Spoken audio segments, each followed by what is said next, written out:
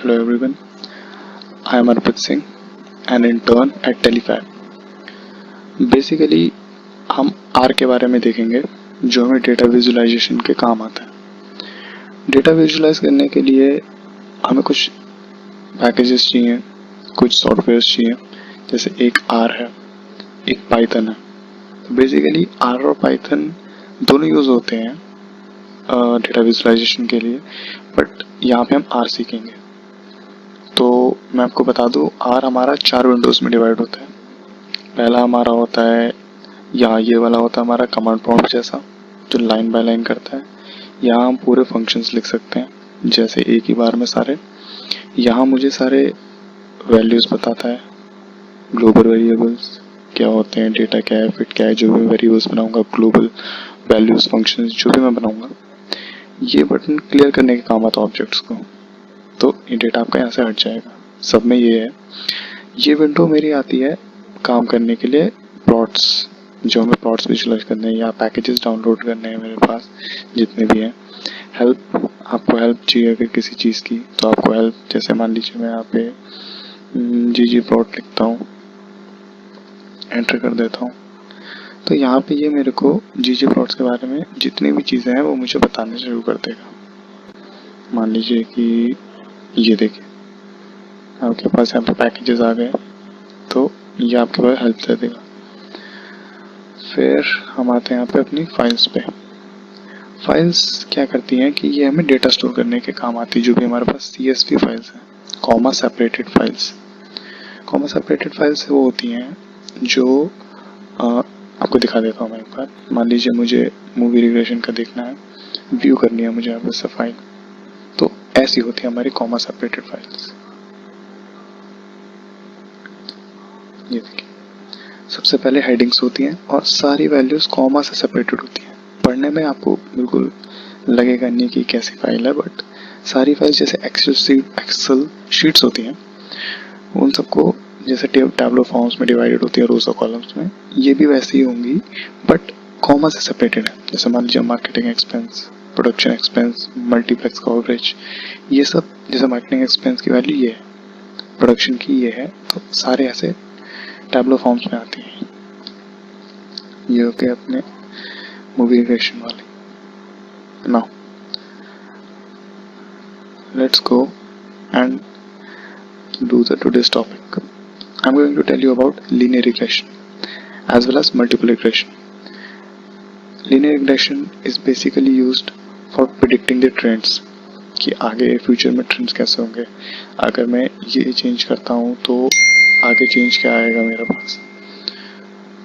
एक वैल्यू पे डिपेंड कर, दो टाइप्स के होते हैं, सिंपल लीनियर रिग्रेशन और मल्टीपल। सिंपल लीनियर रिग्रेशन के लिए हमारी बेसिक लाइन यूज़ होती है, जो फॉर्मूला होता है y = mx+c। y मेरा इंडिपेंडेंट, y में डिपेंडेंट वेरिएबल होता है, x मेरा इंडिपेंडेंट, m मेरा स्लोप होता है और c मेरा इंटरसेप्ट होता है। तो ये एक ही वैल्यू पे डिपेंड कर रहा है, इनको कहते हैं linear regression, simple linear regression. दूसरा होता है मेरा जैसे y = m1x1 plus m2x2 plus m3x3 plus so on करते करते mn xn प्लस c। ये होती है मेरी मल्टीपल लीनियर रिग्रेशन, जहाँ पे मेरी डिपेंडेंट जो वेरिएबल्स है वो कई सारे इंडिपेंडेंट वेरिएबल्स पे डिपेंड करेगा। तो ये आपके सिंपल लीनियर रिग्रेशन और मल्टीपल लीनियर रिग्रेशन होंगे। अब सबसे पहले आपको अपने जहाँ भी फाइल्स है वहाँ पे से डेटा लोड करना है। तो डेटा मेरा यहाँ पे लोड है, तो अब मान लीजिए यहाँ से फिर से दिखाता हूँ मैं आपको। ये जो ये वाला है 3 डॉट्स है, यहाँ पे डायरेक्टरी आपको सेट करनी होती है। तो मेरी डायरेक्टरी है ई वॉल्यूम्स में आर डेटा साइंस, और जहाँ भी मेरी एक्सेल फाइल्स हैं वहाँ पे मुझे जाना होता है। इसको मैंने ओपन कर दिया तो ये सारी मेरी एक्सेल फाइल्स आ गई। जब एक्सेल फाइल्स आ गई तो फिर उसके बाद मेरे पास यहाँ पे आपको मोर में जाना होगा, इसको सेट एज वर्किंग डायरेक्टरी करना होगा। तो एक कमांड रन हो गया कि ये वाला पाथ है यहाँ पे ई ड्राइव में आर डेटा साइंस, और एक्सेल फाइल्स, ये आप मैनुअली टाइप कर सकते हैं, जैसे Ctrl+C करके मैं इसको यहाँ अगर पेस्ट कर देता हूँ तो, और इसको रन करने के लिए आप यहाँ से भी कर सकते हैं या फिर Ctrl+Enter से भी कर सकते हैं। तो जब मैं Ctrl+Enter करूँगा सेम कमांड रन होगा, ये मेरी डायरेक्टरी लोड कर देगा जहाँ पे मेरी फाइल्स है। अब जो डेटा सेट पे हम काम करेंगे वो है vehicle data set. Data set को लोड कैसे करते हैं, तो बेसिकली मान लीजिए वेरिएबल बनाया हमने डेटा, हम चाहें तो इसको इज इक्वल टू साइन से भी इनिशियलाइज कर सकते हैं, पर आर कहता है कि हम इसको ऐसे करेंगे लेस देन साइन और डैश, ताकि ये हमें बता सके कि हम कौन सा डेटा कहाँ पे स्टोर कर रहे हैं। मतलब मान लीजिए कि ये वाला यहाँ पे जो भी आएगा वो मैं डेटा के अंदर स्टोर कर रहा हूँ, तो वो डायरेक्शन बताता है ये वाला किस तरफ स्टोर कर रहा है। तो हम बेसिकली ये कमांड यूज करते हैं स्टोर करने के लिए। तो अब हमें CSV फाइल रीड करनी है, उसके लिए कमांड है read.csv। आर में एक अच्छी बात यह है कि ये आपको ऑटो फिल कर देता है, सारे ऑप्शंस दिखा देगा आपको क्या क्या है। read.csv, CSV2 ये सब बाद में देखेंगे, अभी read.csv करेंगे हम। कॉलन्स सॉरी कोड्स के अंदर हमें ये वाली फाइल रखनी होगी vehicles.csv। तो HICLE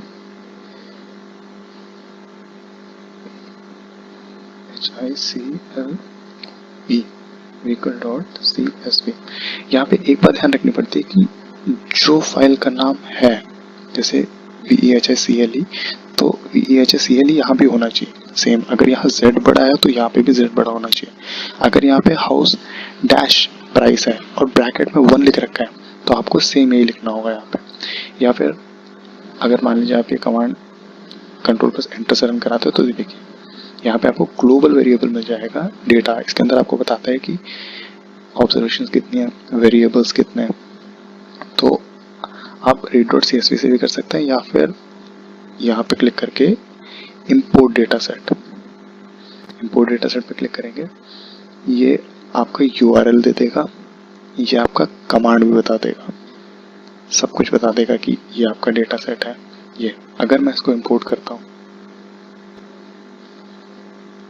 तो यहाँ पे ये व्हीकल डेटा सेट आ गया अपने आप। अब आप व्हीकल को कहीं भी यूज कर सकते हैं, जैसे मान लीजिए अगर मैं इसको कमेंट आउट कर दूं, कमेंट कैसे यूज होते हैं, हैश कितने भी लगा दीजिए कोई फर्क नहीं पड़ता। अब मान लीजिए मुझे व्हीकल यहाँ पे वेरिएबल है देखिए ये ऑटो फिल कर देगा। अगर मैं Ctrl+Enter करूँ तो ये मुझे डेटा सेट दिखा देगा जो भी व्हीकल का है, पहले 10 सेम चीज।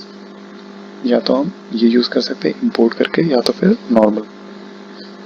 तो हम इंपोर्ट करेंगे और यहाँ से ये जो डेटा सेट है इसको मान लीजिए एक बार क्लियर कर देते हैं, इसको हटा देते हैं, वर्किंग डायरेक्टरी सेट कर दी, डेटा सेट कर दिया, ठीक है।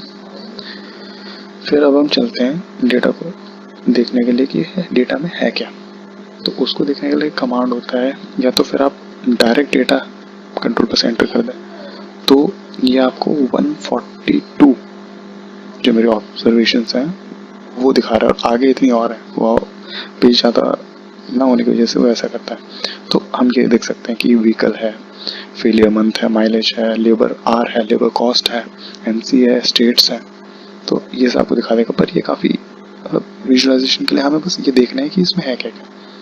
उसके लिए हम क्या करते हैं कि फर्स्ट 6 अगर मुझे वेरिएबल्स चाहिए तो वहाँ पे हम हेड लगाते हैं,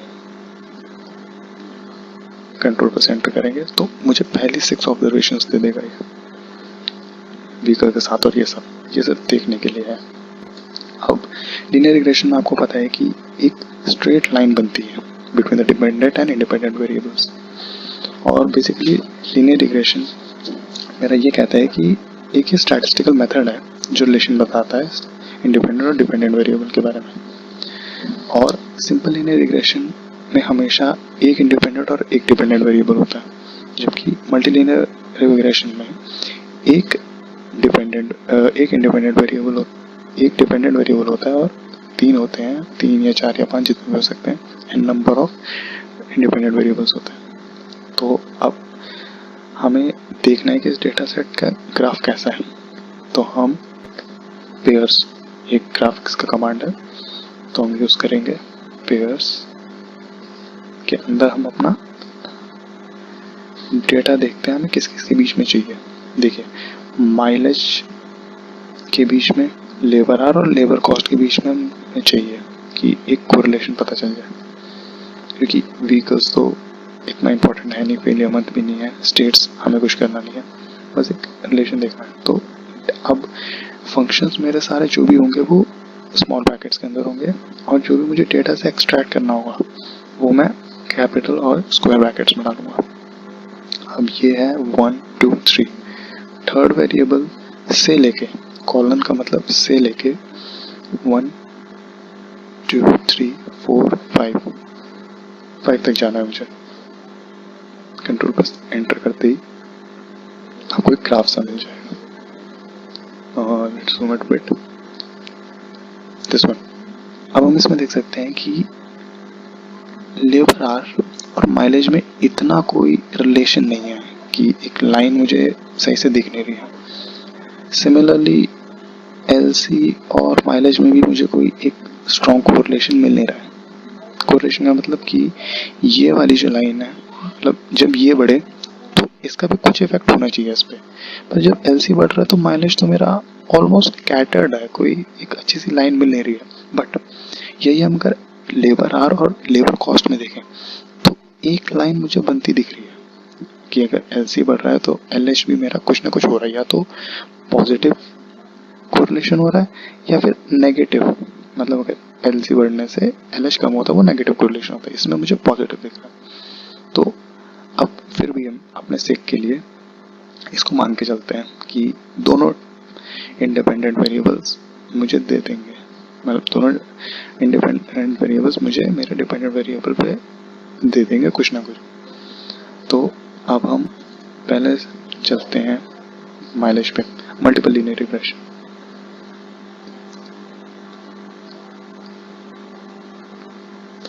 multiple linear regression data set को देखने के लिए मल्टीपल लीनियर रिग्रेशन का जो कमांड होता है, या फिर जो लीनियर रिग्रेशन का कमांड होता है वो होता है LM, linear model. Linear model के अंदर फॉर्मूला जाता है, डेटा सेट जाता है, और बाकी इतनी वैल्यूज इंपॉर्टेंट नहीं है, वो बाद में आपको जितनी भी एडवांस लेवल पे जाएंगे वो पता चलेगा। तो अब मुझे फॉर्मूला देना है। फॉर्मूला कैसे देते हैं? LM के अंदर इंडिपेंडेंट वेरिएबल कौन सा है हमारा, मुझे निकालना है LC, लेबर कॉस्ट निकालनी है। ये हो गया इंडिपेंडेंट वेरिएबल, मतलब इंडिपेंडेंट वेरिएबल हो गया ये। टिल्डा साइन करके मुझे देने हैं माइलेज और LH प्लस MILAG।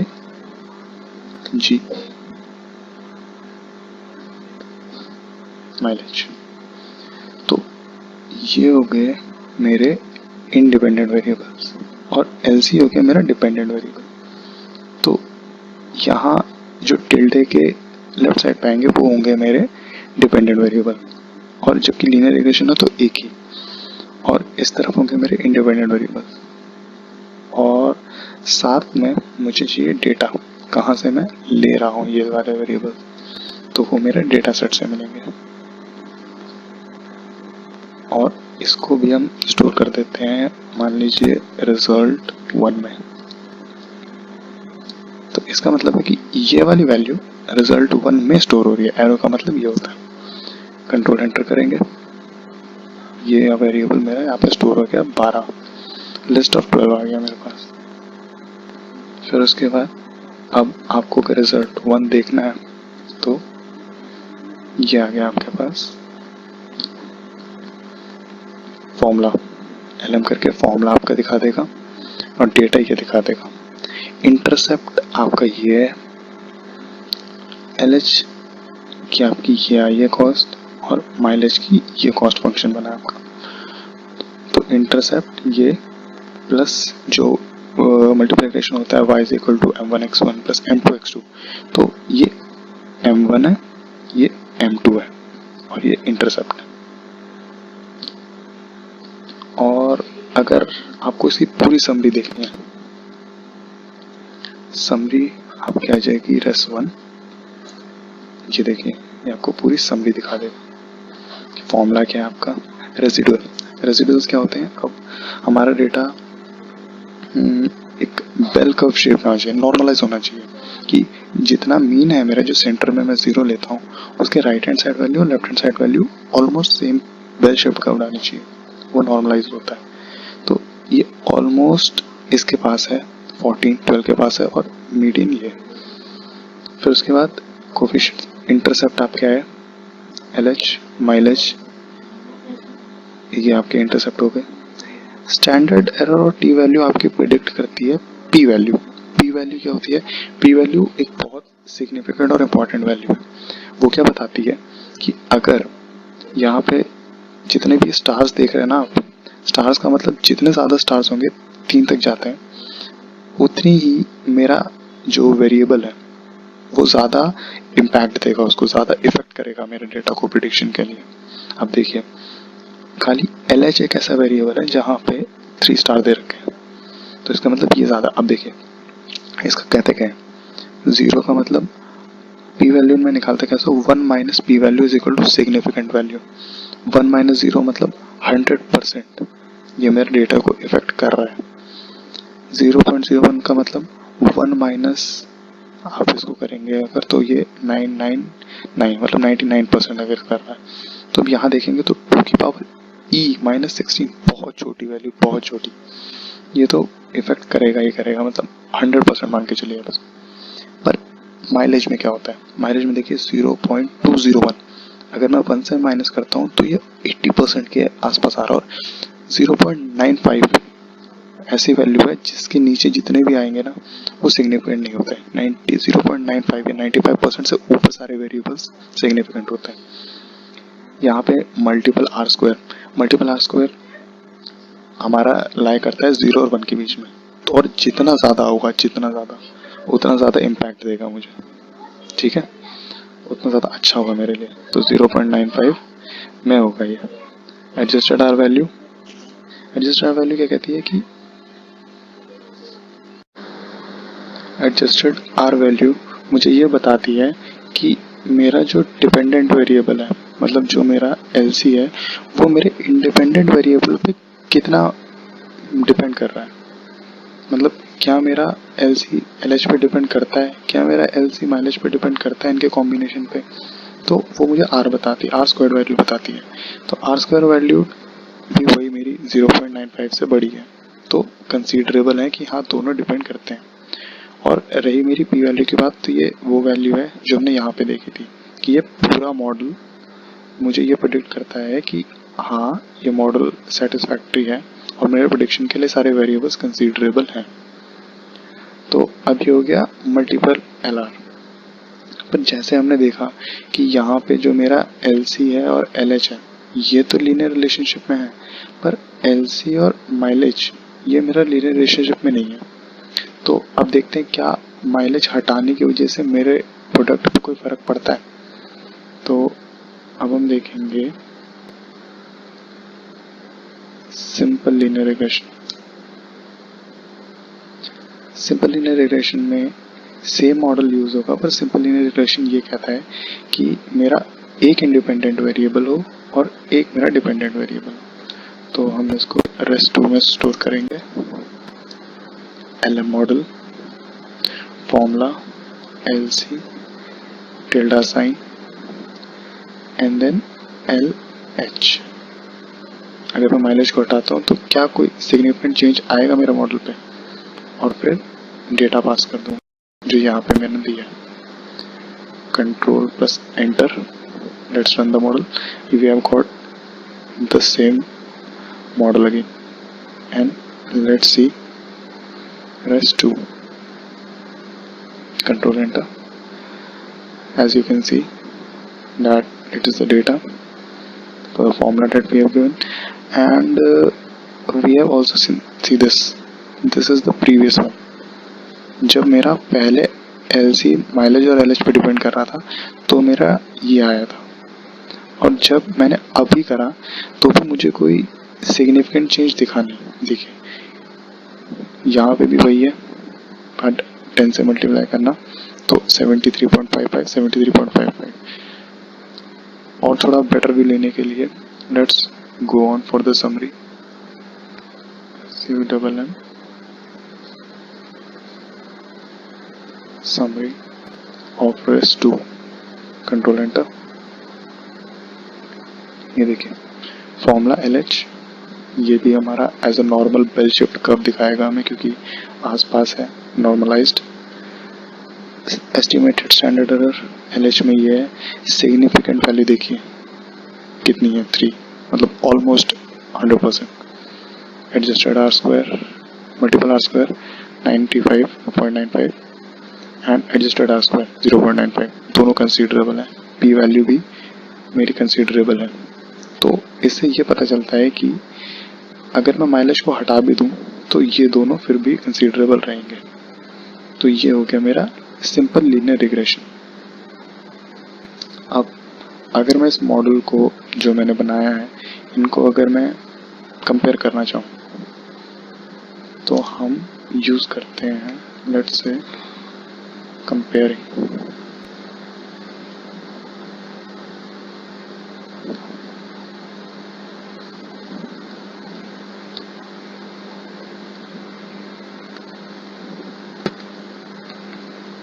हम अगर कंपेयरिंग करेंगे while using the function cos ANOVA। ANOVA क्या करता है, ANOVA दो मॉडल्स लेता है। मैंने REST 2 लिया जो मेरा सिंपल है, मैंने REST 1 लिया जो मेरा मल्टीपल है। रन कराया तो अब ये मुझे मॉडल 1 और मॉडल 2 दोनों के बारे में बता रहा है। कह रहा है कि मॉडल 2 जो है जहाँ पे मैंने माइलेज ऐड करा है उसकी जो पी वैल्यू है वो 0.2 है, मतलब ऑलमोस्ट 80% मेरा मॉडल दे रहा है पी वैल्यू। और मुझे पता है कि 0.95 से नीचे जो भी वैल्यूज होती हैं वो मुझे नहीं अच्छे प्रेडिक्ट कर सकती हैं। तो मतलब ये ऐड करने से मुझे बिल्कुल सही रिजल्ट मिलेगा नहीं, तो इसीलिए हम खाली REST 2 को कंसीडर करेंगे जो लीनियर मॉडल होता है। अब हम क्या करेंगे, अब हम करेंगे prediction. We will use prediction। Prediction use करने के लिए फंक्शन होता है आपका प्रेडिक्ट, जो एक स्टार्स का फंक्शन है। इसमें हम लेते हैं REST 2 जो मेरा सिंपल लीनियर रिग्रेशन है। दूसरा मैं लूँगा यहाँ पे data frame, data dot frame. इसके अंदर मुझे पास करना है जो मेरा लेबर्स। अब मुझे करना क्या है यहाँ पे, मुझे प्रेडिक्ट करना है कि जो मेरा लेबर आर है, मान लीजिए लेबर आर इक्वल्स 10। जब लेबर आर मेरा 10 हो गया है तो वो मुझे लेबर कॉस्ट कैसे प्रेडिक्ट कर सकता है। अगर किसी लेबर ने 10 घंटे काम करा तो उसकी कॉस्ट क्या होगी। फिर यहाँ पे इसको मैं प्रेडिक्ट करता हूँ कंट्रोल एंटर से। सी वी विल गेट दिस कि 734.85 ये मेरी एवरेज बता रहा है कि इसकी कॉस्ट होनी क्या चाहिए। तो अगर मैं यहाँ पे इंटरवल डिफाइन कर दूं इज इक्वल टू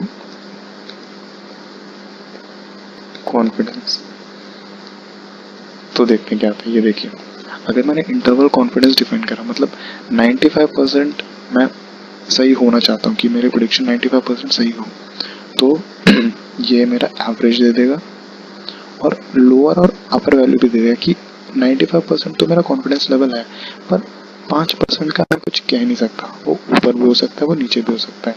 तो इस वजह से लोअर वैल्यू ये दे देगा और अपर वैल्यू ये दे देगा। तो ये हमारा प्रेडिक्ट करने के काम आता है। Thank you so much.